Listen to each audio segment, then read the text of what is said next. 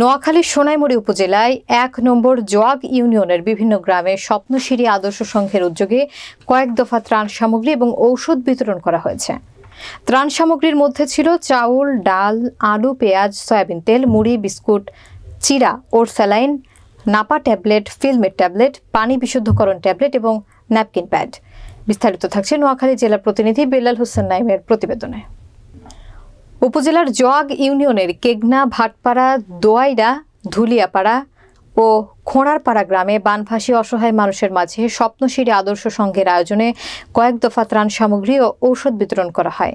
ত্রাণ সামগ্রী ও ঔষধ বিতরণে উপস্থিত ছিলেন স্বপ্নশিরি আদর্শ সংঘের উপদেষ্টা মোহাম্মদ রফিকুল ইসলাম, মোহাম্মদ বারুল, মোহাম্মদ কামাল, মাওলানা নুরুল আমিন, সভাপতি উৎফল চন্দ্র দেবনাথ সহ সহসভাপতি তৌহিদুল ইসলাম সবুজ, সাধারণ সম্পাদক নূর মান্না, যুগ্ম সাধারণ সম্পাদক শরাফাত করিম, মোহাম্মদ স্বপন, সাংগঠনিক সম্পাদক মনির হোসেন, ক্রিয়া সম্পাদক মিজান মির্জা, সহ ক্রিয়া সম্পাদক আজম খান, মোহাম্মদ ফরহাদ, প্রবাসী সম্পাদক মোহাম্মদ নাহিদ, সহ প্রবাসী সম্পাদক সিজান মাহমুদ, প্রচার সম্পাদক রাকিব, সহ প্রচার সম্পাদক ফয়সাল, সিয়াম, নাসিম, জুয়েল সহ স্বপ্নশিরি আদর্শ সংঘের সদস্যরা।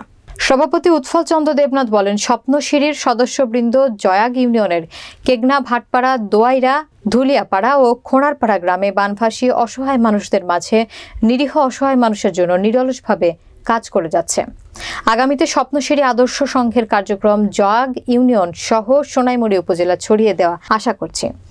মেডিকেল ক্যাম্পের মাধ্যমে সাধারণ মানুষের মাঝে বিনামূল্যে ডায়াবেটিক্স, চর্ম, অ্যালার্জি, জ্বর, কাশি, পেট ব্যথা, ডায়রিয়াজনিত রোগের চিকিৎসাপত্র ও ঔষধ বিতরণ করা হয়।